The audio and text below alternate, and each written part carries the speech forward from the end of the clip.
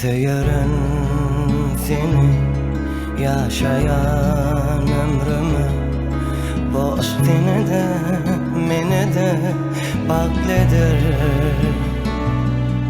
Gözüne gözlerim karayan dövrünü, sen bil halimi sayladın yarım.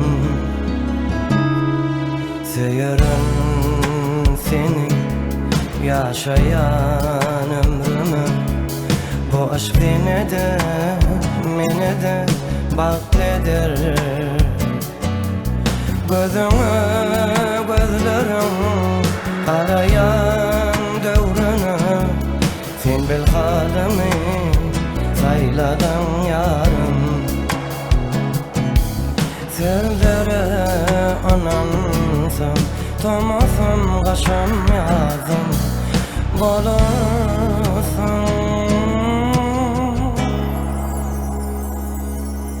Sana gelirim diyerim, seyerim yürübüm, seyerim en cennetim bilirim diyerim en inne bağdım mazım. Sana gelirim diyerim, seyerim yürübüm, seyerim en cennetim bilirim diyerim en inne bağdım mazım.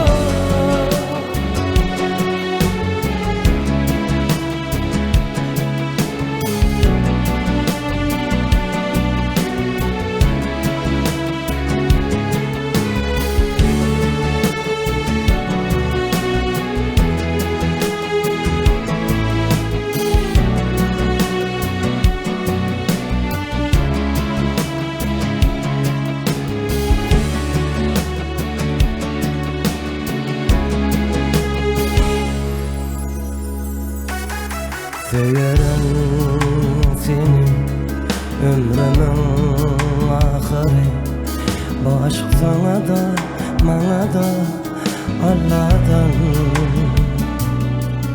Bulursun sevgilim sayladan aşığım, sen bil halimi sayladan yarım. Seyerim seni ömrümün ahırı, bu aşk sana da bana da Allah'tan. Bulursun sevgilim sayladan aşığım, sen bil halimi sayladan yarım. Sevlere anam sen tomasam kaşım yazım bolasın.